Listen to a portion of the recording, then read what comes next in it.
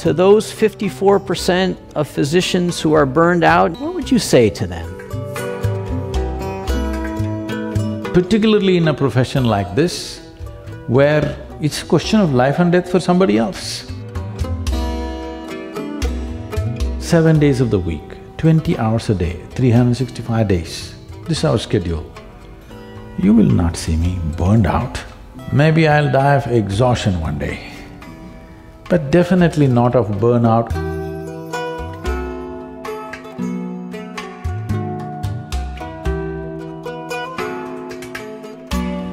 A big study came out.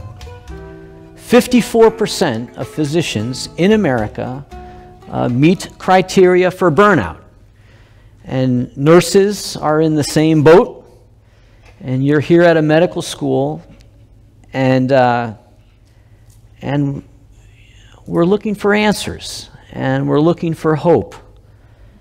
And so to those 54% of physicians who are burned out, and the nurses and PAs and nurse practitioners, all of us in healthcare, what would you say to them? If we have to bring health, either to ourselves or to others,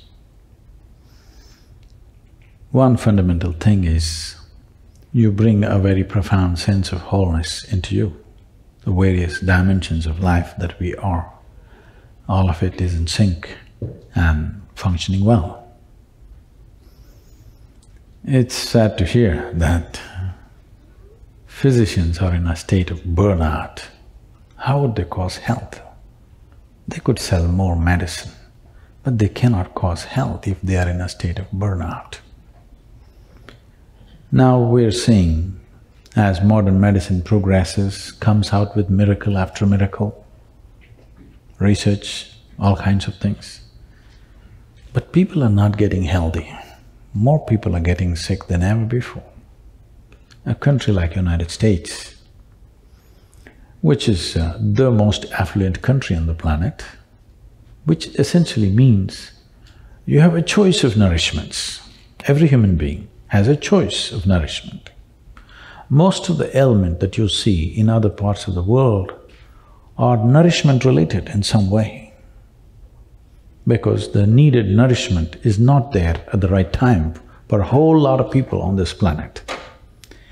But in a country where there is a choice of nourishment, I would say an excessive choice of nourishment, the nation is spending $3 trillion on healthcare. This is bigger than the budgets of major nations in the world. India's economy is around $3 trillion. You're spending that much on healthcare of 250,000 people. This shows somewhere we have missed health. Maybe we have an industry going, but we have missed health. Well, we can explain it in so many ways, but doctors being under burnout, I see this in every profession. Everybody thinks their profession is the most difficult one. If any individual human being is creating something that they really care for, there would be never any kind of burnout. Myself and a whole lot of people around me, we are 7 days of the week, 20 hours a day, 365 days, this is our schedule. You will not see me burned out. Maybe sometimes I'll get physically exhausted. Maybe I'll die of exhaustion one day, but definitely not of burnout or boredom. Those two things will never happen to me. Why I'm saying this is, the fundamental reason why this is happening is particularly the physicians, because there are various kinds of professions.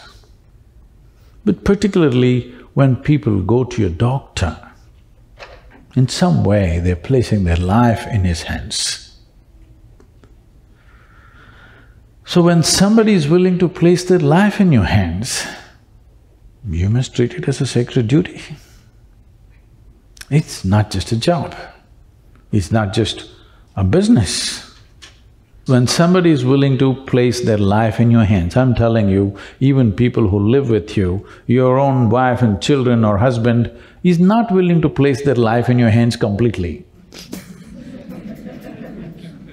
But somebody, an unknown person comes and places his life in your hands, I think it's the greatest privilege that somebody trusts you at that level, that they're willing to trust you with life.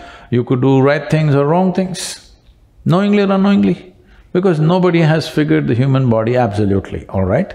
We know it to some extent.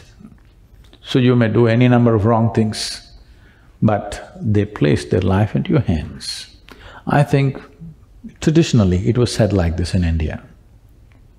In any given society, if education, medicine and spiritual process, if it gets commercialized, that society will go down the drain. I think we are doing this to the entire modern world. All three are becoming commercialized. There is nothing wrong with commerce. Commerce is a transaction of give and take. You give me this, I'll give you that. But there are some things which cannot be handled as just give and take. If you bring this aspect of transaction into spiritual process, into education and into medicine, then it turns ugly, and that ugliness will definitely burn you out one way or the other. Above all, what people are experiencing is burnout is, first of all, they're doing something that they don't care for. If they were genuinely doing something that they truly care for, there would be no burnout. The more opportunity you get to do it, the better it would be, isn't it? Everything is towards a certain end. The joy of doing what you're doing is not there in one's life. This is not just for any one profession, it's for all professions, but particularly in a profession like this, where it's a question of life and death for somebody else. When it's a question of life and death for the person who is sitting in front of you, it can't be a transaction for you. Well, there is a business end to everything, because to make anything sustainable, there has to be a business end to it. We are not against the business end of it, but within yourself, if you don't do it as a great offering to the person who is sitting in front of you, of course they will pay their fee.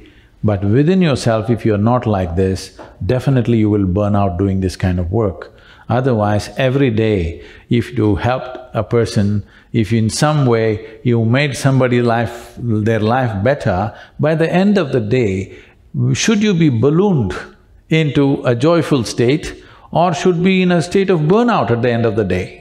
It should not be a burnout. If you genuinely experienced, you have enhanced many lives around you, this is not about service, this is not about ideas of I served this, I did this. No, there is a joy within a human being when they're able to touch another life.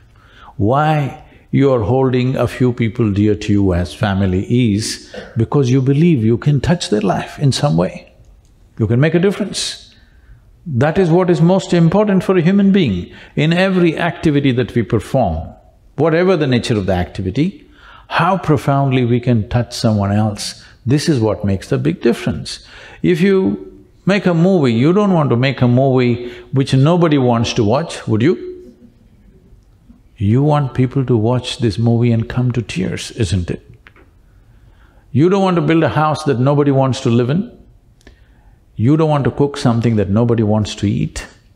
These things you can do only because in some way you are able to touch another life through your activity. This is most fundamental need within the human being.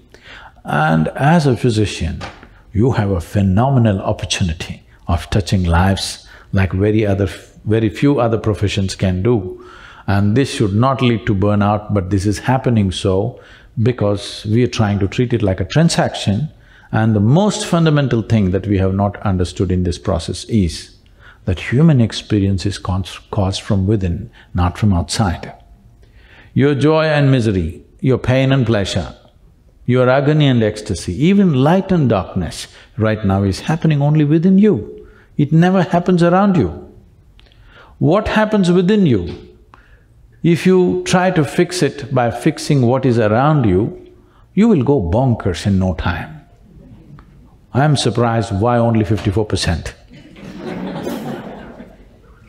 Because if you don't understand human experience is caused from within, especially medical professionals who in some way have delved into the nature of human physiology and I believe to some extent the mind, we must know that every aspect of human experience comes from within.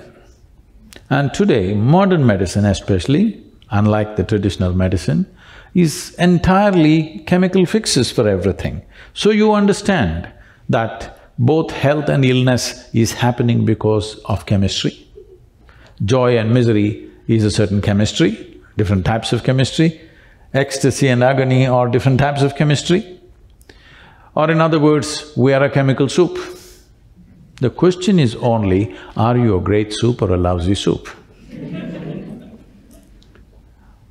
Now, if I give soup-making ingredients to all of you, do you believe all of you will come with the same kind of soup? You will come with 100 different varieties of soups. So there is something called as the skill of soup making. I can teach you a way of making your chemistry into a blissful chemistry. That means you're blissful by your own nature, not because of something that happened around you. This is exactly what I'm saying.